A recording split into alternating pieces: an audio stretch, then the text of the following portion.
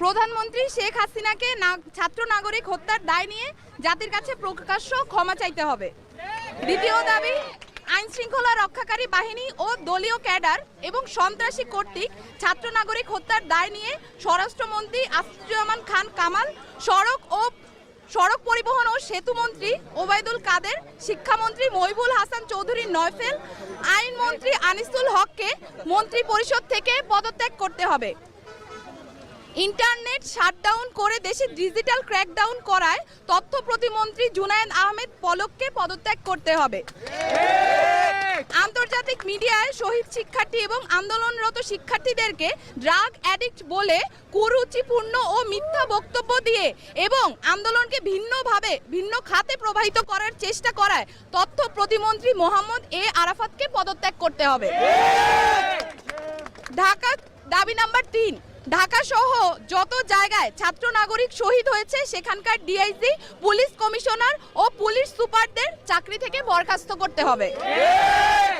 দাবি নাম্বার 4, ঢাকা বিশ্ববিদ্যালয়, জগন্নাথ বিশ্ববিদ্যালয়, জাহাঙ্গীরনগর বিশ্ববিদ্যালয়, রাজশাহী বিশ্ববিদ্যালয় এবং চট্টগ্রাম বিশ্ববিদ্যালয় সহ সারা দেশের প্রত্যেকটি বিশ্ববিদ্যালয়ে যেখানে ক্যাম্পাসে আইন শৃঙ্খলা বাহিনী কর্তৃক শান্তিপূর্ণ আন্দোলনে হামলা হয়েছে প্রত্যেকটি বিশ্ববিদ্যালয়ের ভিসি এবং প্রক্টরকে পদত্যাগ করতে হবে।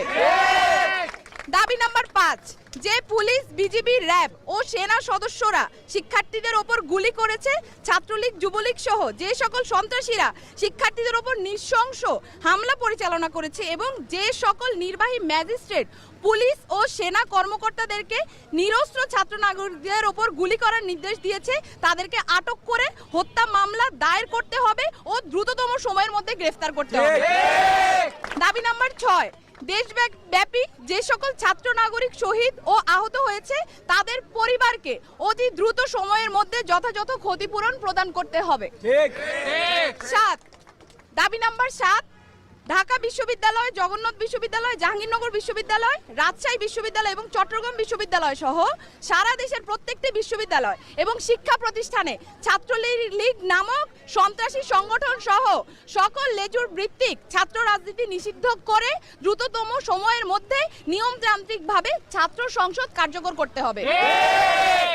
দাবি নাম্বার 8, অবিলম্বে সকল শিক্ষা প্রতিষ্ঠান ও হলগুলো খুলে দিতে হবে। কারফিউ তুলে নিয়ে সারা দেশের সমস্ত ক্যাম্পাসে মোতায়েনকৃত পুলিশ, র্যাব, বিজিবি, সোয়াট এবং আর্মি তুলে নিতে হবে। দাবি নাম্বার 9, বৈষম্য বিরোধী ছাত্র আন্দোলনের সাথে সম্পৃক্ত শিক্ষার্থীদের একাডেমিক ও প্রশাসনিক কোনো ধরনের হয়রানি করা হবে না, এই মর্মে অঙ্গীকার করতে হবে। ইতিমধ্যে গণগ্রেফতার ও পুলিশ